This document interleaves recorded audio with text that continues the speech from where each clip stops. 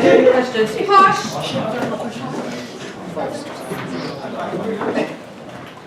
So I'm just going to ask you some questions basically about editing, because we're obviously editing our opening tile sequences as we speak. Sure. So the first one is, can you name 3 key things that we should aim to achieve when creating our thriller opening tile sequence? 3 key things. Doesn't have to be 3. Okay, so yeah. Well, I think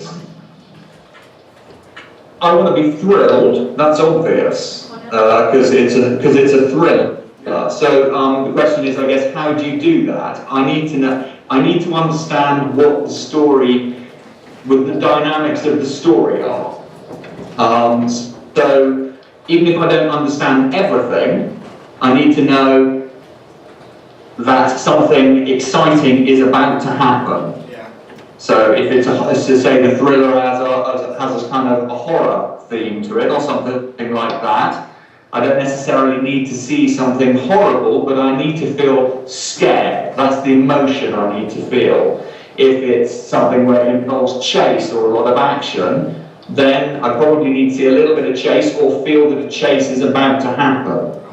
It's all about, I guess, leading people into the sort of situation, leading the audience towards a situation where they're going to feel fear, excitement, a thrill. That's all the sort of thing that you need to create. Now, with editing,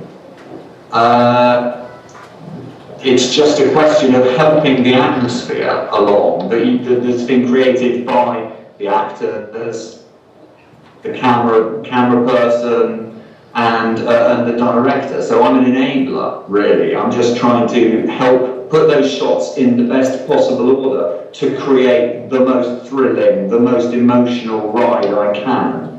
Yeah.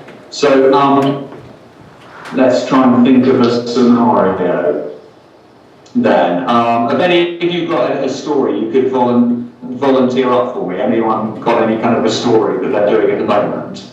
A log line. Daniel, what's yours about, for instance? Mine is when a ex-assassin, who has now got a normal day job, gets a call to do one last job where he can make a lot of money for his son, to give his son a better life. Okay, fine. So the dynamic is why does he take the job then? Just to give his son a better life? Yeah, money-wise. So has he got a rubbish job at the moment then? He's stressed at work. He's stressed at work. And killing people isn't stressful. That's an easy job. Okay, so the dynamic you're trying to create then is he knows how to kill people. That's something he's good at. And easy to do. It's an easy way of getting a lot of money. And he hates what he's currently doing, I guess. Otherwise, why would he turn away from it? So, but he's going to be torn because he knows that there's a risk associated with assassinating someone. So that's the dynamic that you're trying to dramatize. So you have to find a way to show his dissatisfaction in order to show the pull towards doing something that represents albeit a risky but a good way of earning a lot of money to get him out of his current environment. So that's the dynamic at play. But so I guess you'd want to set wherever he is. I don't know what his workplace is, but you want to show that is an awful life of drudgery. Let's think of an example. Have any of you seen The Incredibles? Yeah. The Pixar cartoon? Yeah. So Mr. Incredible lives the most awful life selling insurance, doesn't he? And he hates it because he's forced to lie, and he hates his workplace because he can't fit in his little tiny pen that they've put him in, and all this sort of thing. So that would be a way of dramatizing. That's an excellent example of how you dramatize how someone hates their job. That's a comedy, and you wouldn't be doing things in quite the same way, but those are all sort of useful examples that you want to look at to see how people would show would dramatise the tension that the character has between what they want to do, their current environment, and what they don't want to do. Next question, fire away. You finally covered it. Do you have any useful tips about what we could add to our opening title sequence to improve the overall quality in terms of representing the genre?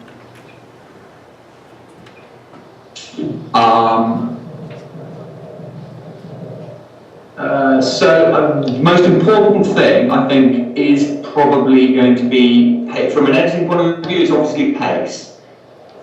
Now, there are certain stories that you want to tell, that you want to move on with. You want to tell them really quite quickly. So, how much information are you presenting with each shot, for instance? If it's not a huge amount, don't stay on that shot, move on. Don't be afraid of cutting as quickly as you need to in order to present the information that the audience need. If they can absorb, if it's a wide shot of an office and it's a boring office, okay, I've got that, let's move on, what's the next shot? Don't be afraid of cutting those sorts of things really quickly. If it's just an actor moving through frame, what's that telling me? It's just telling me that an actor's moving from one point to another. Don't be afraid of cutting quite quickly. If there's a drama to someone moving through that space, if they're approaching something that's dangerous to them, for instance, thinking about, have any of you seen The Shining, for instance? I haven't. There's a horror film, a Kubrick horror film called The Shining. It moves incredibly slowly.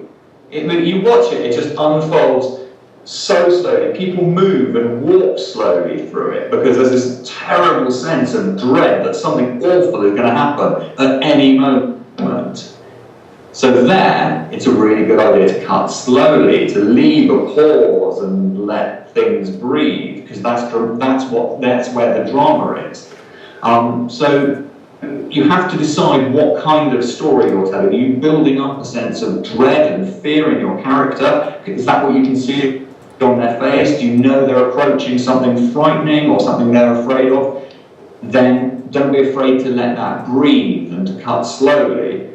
If there's not much going on in terms of atmosphere, the story's relatively simple, move things on. Don't be afraid to move things on quickly.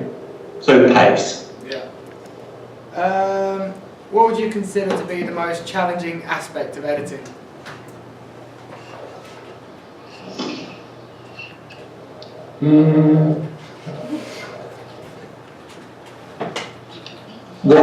Okay. I think probably being prepared to watch something again and again and again and again and look at it from a whole load of different perspectives and angles. Can I put this scene in a different order? Is it going to help me putting it in a different order? If I start to say, if you've got a whole different range of shots, you've shot a scene, you've shot it on close-up, you've shot various different angles on, someone's working at a desk, you've shot various different angles on the desk, you've shot them from the front, and you've shot them from the back.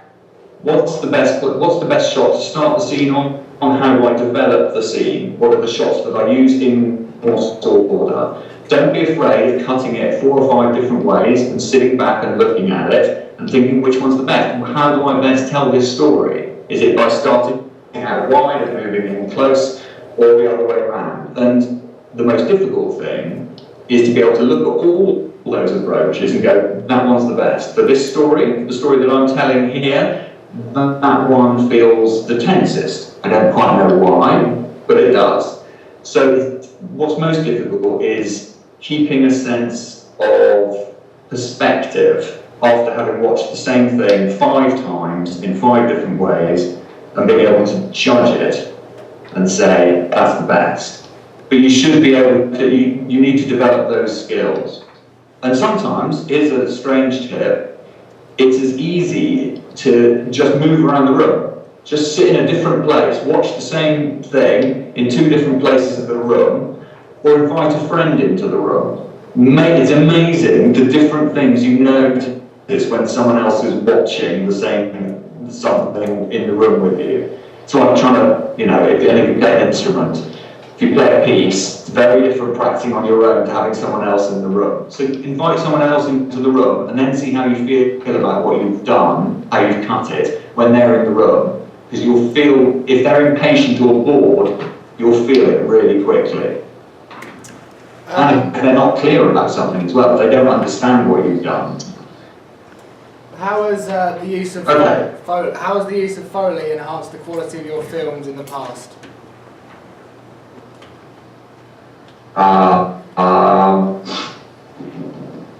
Yeah, Foley is useful, and you know, if you're creating,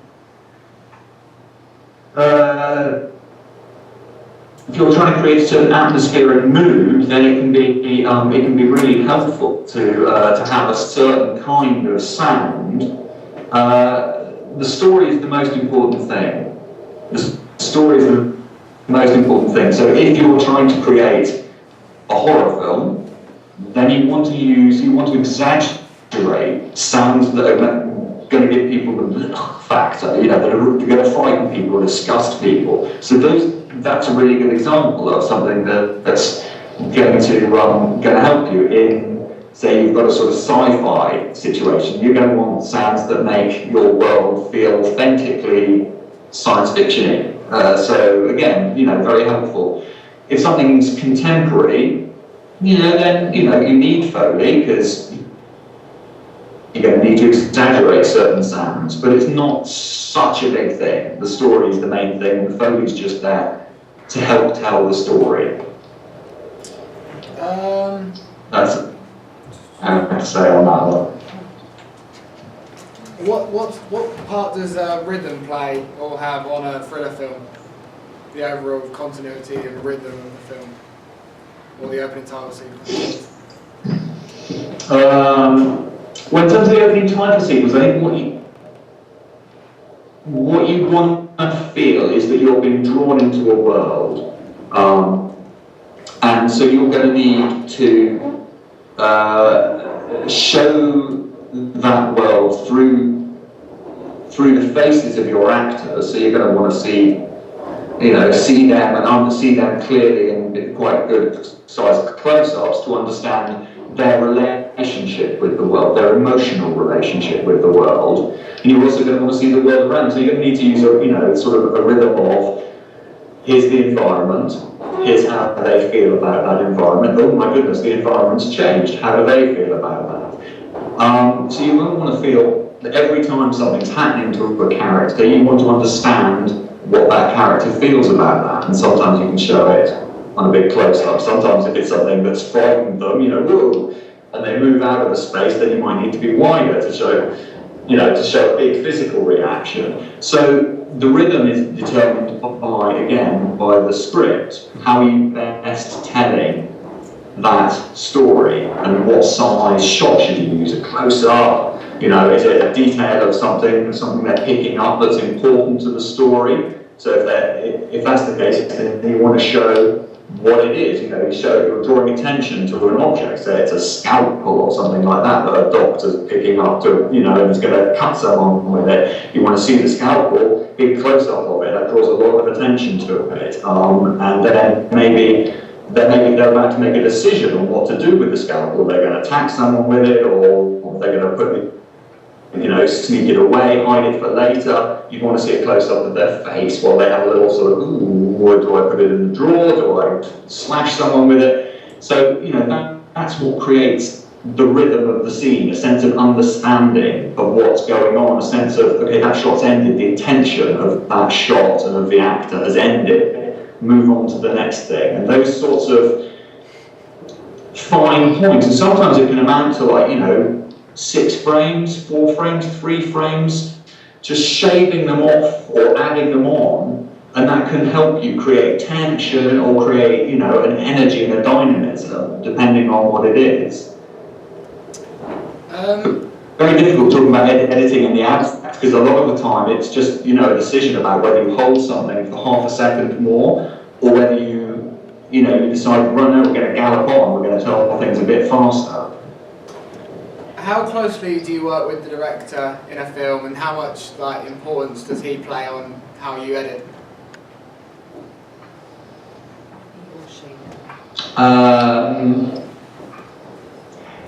So while on almost all the dramas that I do, the director is out shooting when I first start editing. So they shoot each day, and at the end of the day, all the rushes, the stuff that they filmed during the day, comes into my editing room. My assistant will sync all the sound up with the picture, they'll sort it all out into scenes and put those scenes into little bins or folders for me. So I've got, 5 or 6 scenes each day to cut. I will, while I'm cutting those scenes, I'm on my own for the until the director finishes shooting. So it's really important for the editor that you have an idea of what the director's intentions are for the whole program, and what kind of a program it is, whether it's a comedy, a thriller. Obviously, you cut comedies differently to the way you cut thrillers, and so on and so forth. So it's good to have a strong idea of what the director's general intentions are, but for the specifics, you just get on with it for the first few weeks while they're filming. Then afterwards, after they finish filming, the director will come into the cutting room and they'll watch your first assembly of it. And it's like the first draft of a script at that stage. It's all a bit woolly and, too much is said, all those sorts of things happen. Generally, over the next week or two, you sort of shave things down and, tighten everything up a little bit until you've got what you hope is something that everyone will enjoy and understand. You hope. Yeah. Sometimes it doesn't work that way. Dan, choose the best of the next Yeah. questions to ask. It's kind of like, the rest is like more about him personally, not like editing questions, is that right? Yeah, that's fine. Lastly, what element of the editing process do you yourself enjoy the most? Awesome. I enjoy working with the director the most. Any reason? Definitely. That's the most fun. That's the most fun stage. When the process is called assembling. While the director's shooting stuff, I go through the process of watching all the rushes. So everything they've shot, I have to watch all of that. And so you're watching a lot of versions of the same thing, trying to decide which version is the best. And sometimes, an actor will give a scene a different emphasis one way or another, and you've got to decide what's going to work best for the film at that point. And to a certain extent as well, you're doing quality control. You need to feed back to the director: are the wigs looking okay? Is the lighting okay? Is there a focus problem? All these sorts of things you've got to keep at the back of your mind as you're watching this stuff. And then when you're working with the director, that's when you really start to get to grips with the story. Are we telling the story in the best possible way at this point? If you come into a scene, say you start to see a new scene on a wide shot, is that the right thing to do? Does that tell the story for that character best at that point? Maybe we started close on that actor and saw how worried she was at this point in the story. Maybe that would be the best thing to do. And that's the most interesting stage of the process for me, I think. Do we want music there? Do we put on sort of exaggerated sound effects at that point? Will that help enhance the mood? So these are all sort of things that you guys should be thinking about, I guess, with your titles as well. If you've managed to shoot a scene with a wide shot and a close shot, what's going to be the most dramatic way of doing it? Do I want to see this person's fear straight away? Or do I want to see them alone in a big space, all vulnerable? What's the best way of doing it? And sometimes you can only know by trying it out. Well, thank you very much for your time. I'm sure everyone appreciates it. No, I do. So, that's absolutely fine. So do you want, I've said a whole load of stuff there and no one's asked any questions. Hi, Mike. Yeah. How would you like...